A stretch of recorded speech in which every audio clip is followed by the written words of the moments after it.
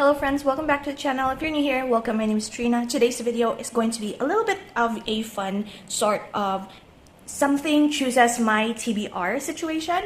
So this is for TBR for the month of March 2025, and it's still actually the middle of February as I'm filming this, but there's going to be traveling happening at the end of February, so might as well film this in advance. Today's video, I am going to be using the app called Fable. Fable is like similar almost to Goodreads, and also this is not a sponsored video, so I just use this app for like tracking my reading as well as looking through for new books to add to my TBR, and that's the app that I'm going to be using to choose my TBR for this month. So I do have like decorated beforehand our March cover page here. My lighting is sort of bad. I'm sorry. It's because it's already the evening time, so I do need the lights on. So my lighting is kind of a bit wonky, kind of a bit green actually, if I'm being honest. But this is the cover for our March in my reading journal, and I kind of like to make my March spreads more reminiscent of a lot of like my childhood games that I play. I have been doing Harvest Moon themed or related spreads throughout, like, I don't know, ever since I started bullet journaling actually. I don't typically do the St. Patrick's all green theme for the month of March. I do what do you call this, Harvest Moon for this one, like all of the stickers that I have that is kind of inspired by Harvest Moon, and then probably my bullet journal, which I have not filmed yet for the March plan with me. I'm going to do Pokemon maybe, so I don't know if that's coming up before this video or after this video, so yeah, I hope you look forward to that as well. But if you're only here for the TBR, then that's fine too. We're going to switch to, or turn actually, to the next page. So here you can see, and maybe also in my title, I'm going to be using the Scout in Fable. So if you go to your Fable app, if you have one, so it will look like this one. I'm going to turn it up just a little bit. Yeah, I need to correct the lighting, I guess, for this. But if you go to your Fable app, which looks like this, if you go to your want to read, I actually found this while I was scrolling for new books to add to my TBR. I found this one pick for me. This is Scout, like the bird. I don't know if it's a mascot or something, but when you click on that, it actually gives you a random book that is part of the want to read shelf, I guess, of your Fable app account. And I have 436 books here. So I have been trying my best to read like around 10 to 15 books per month so far. I'm working on it for the month of February, but for the month of March, maybe I can do just 10. So today, for our TBR, Scout chooses my TBR, I'm just going to pick out 6 because I'm slightly scared that it might pick like a very long, very difficult book. If it picks like a shorter book, then that's fine, but what if it picks like a classic, like Crime and Punishment, and I'm not able to finish that? But we're going chaotic for the month of March, so I'm going to click on this 6 times and see if like I am in the mood to read the particular book that they are picking out for us. So let's dive right into the first one. So it goes into this very cute animation actually. The first time I tried this out, it's kind of cute, and I thought, why not make a video of it choosing my... And here we are with the first one. So the first Scouts pick is Lee Bardugo's The Familiar. I have added this book in my TBR actually last year, I think late last year. I forgot if it was like November or December or maybe October, I'm not sure. But I soft DNF'd this book actually because I wasn't really feeling it. So we're going to add this. The Familiar is basically like a witchy... I forgot if it was like a house help of this supposed to be noble family, but they have since grown very much below the standards in society. Like they're getting poorer and poorer, and they have this like I'm not sure if it's like house help or housemaid or something that seems to possess magic. And this is the time wherein magic is so close to like what do you call that, heresy, I guess, or something that they're basically burning the witch, something like that. So our main character is like in the fine line between using her magic in order to impress her employers and keep her employed, and that some of the people in society trying to hunt her down, basically. I think that's the thing that I recalled with The Familiar. So let's add that to our currently reading. We have a lot. Okay, so let's add that first to the page. So there we have our first one. Next, we are going to click on the button. Again, I'm having like my battery is getting low. Hopefully it's like a shorter one. I'm afraid it's going to pick a classic. The Plotters. So maybe it's picking out like books that I recently have added to the TBR, because this one is a recent one. I actually don't know what's this about. Behind every assassination, there is an anonymous mastermind, a plotter, working in the shadows. Plotters quietly dictate the moves of the city's most dangerous criminals, but their existence is little more than legend. Just who are the plotters, and more importantly, what do they want? So it's a thriller, crime thriller related book. Is this Korean? I am not sure. But yeah, one of the Times Magazine's 100 best mystery and thriller book of all time. So we'll see if it's good. I am quite interested, and I really like the color of the cover. It's going to be an interesting color combination for my book blanket, if ever that I'm able to finish this book. So we're going to add that to the page. My wish for this book is it's going to be like some sort of a mafia related sort of crime thriller. I'm hoping for that. The third book that we are going to add to the TBR that Scout chose for us, hopefully it's a standalone, or never mind. So Jade City. Jade City by Fonda Lee has been in my TBR for quite a bit, because it's like an Asian sort of I guess this is also like some sort of mafia. Because there's like family, and when it's family, it tends to be rival clans, like clans, family. Award-winning novel of magic and kung fu. 4 siblings battle rival clans for honor and power in an ancient-inspired fantasy metropolis. So yeah, Jade City. We're going to start another series, I guess, for the month, and the cover color is actually quite perfect for the month of March, if I'm being completely honest. So let's add that to the page. I remember that I have an audiobook for the whole series that Jade City is a part of. So I'm kind of actually excited. That might be the first book that I'm going to be listening to for the month of March. Next one.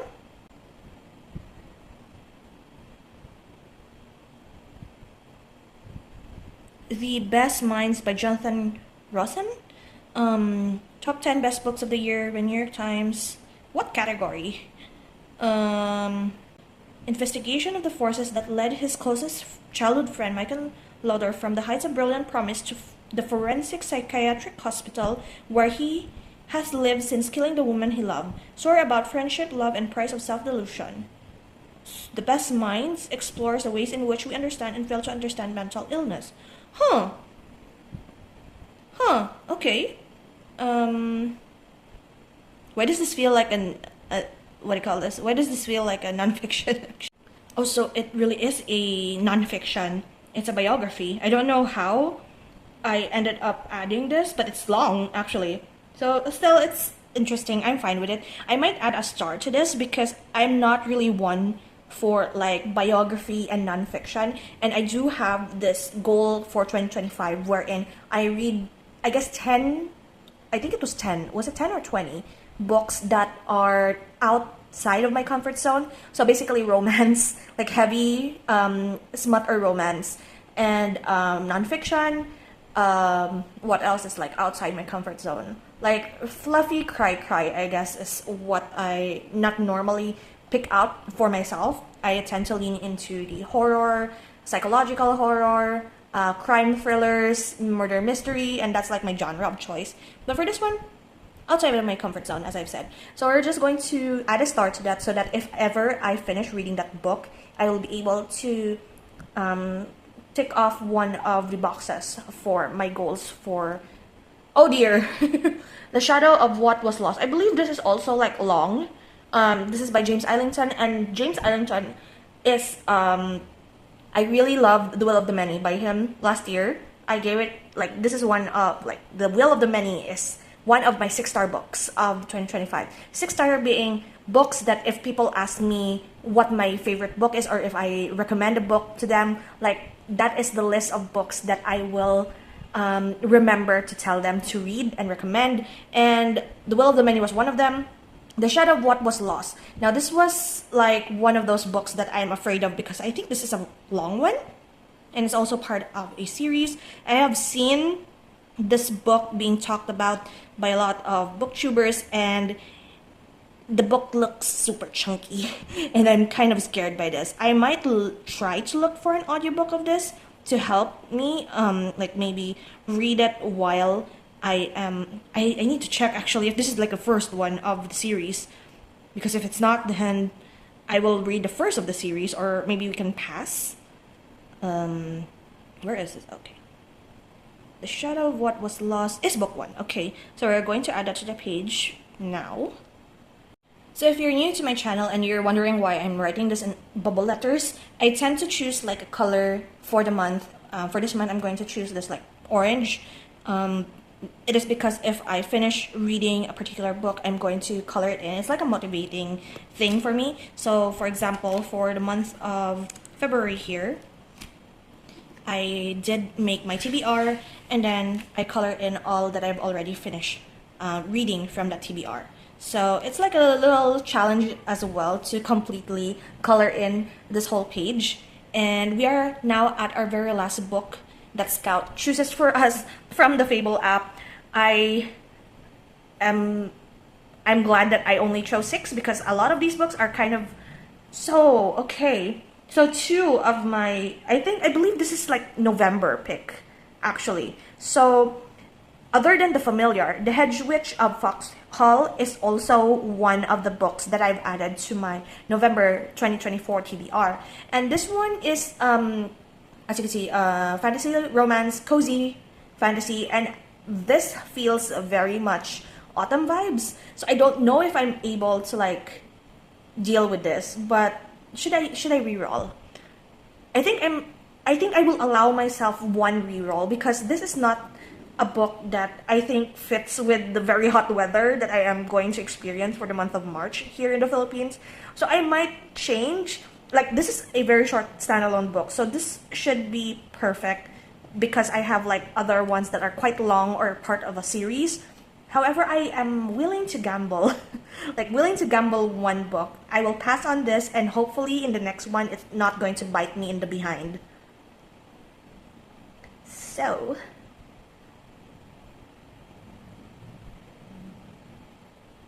okay. Is this Cherry? Is it Demeline or Demeline? How do you pronounce that? The funeral songs for dying girls. I think this is a short story collection. I actually forgot if this is like, hold on a second. Let's check it in the actual book page. Funeral songs for dying girls. So it is a dark, moving fantasy, as you can see there.